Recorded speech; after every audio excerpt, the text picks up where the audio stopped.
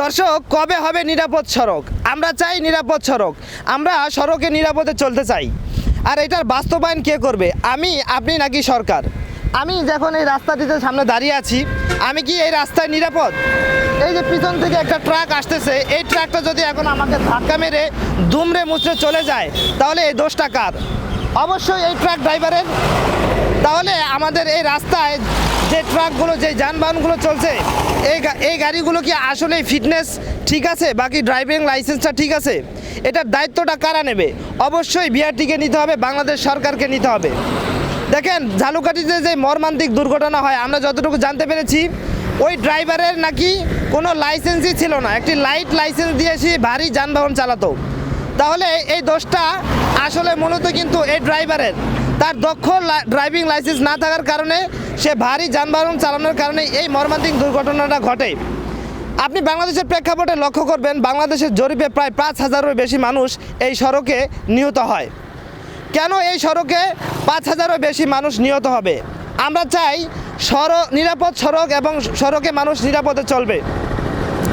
বর্তমান বাংলাদেশের প্রেক্ষাপটে যদি আপনি ড্রাইভিং লাইসেন্স করতে চান, আপনি যদি রিয়েল অথেন্টিক পন্থায় ড্রাইভিং লাইসেন্স করতে চান, সেখানে কিন্তু আপনি অনেক হেনস্থার শিকার হবেন।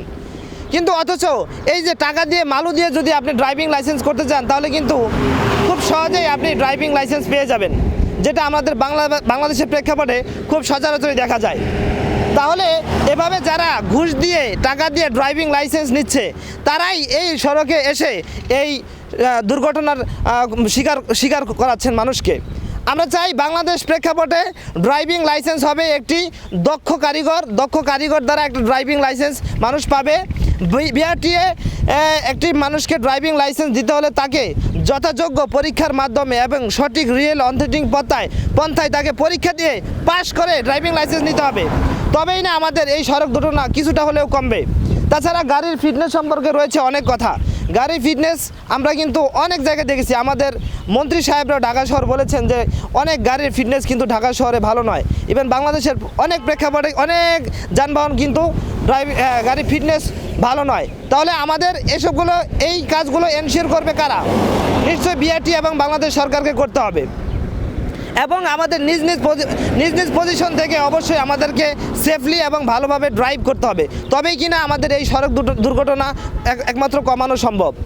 আমি বারবার বলেছি, আমি এখানে দাঁড়িয়ে আছি, আপনি যদিও সুন্দর ড্রাইভিং লাইসেন্স এবং ভালো ড্রাইভিং লাইসেন্স এবং দক্ষ ড্রাইভার, আপনি সুন্দরভাবে গাড়ি চালাচ্ছেন, কিন্তু পিছন থেকে আপনাকে যে ধাক্কা দেবে সে তো দক্ষ নয়।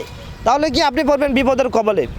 তো আমরা চাই সড়ক হোক নিরাপদ, সবার যাত্রা হোক শুভ।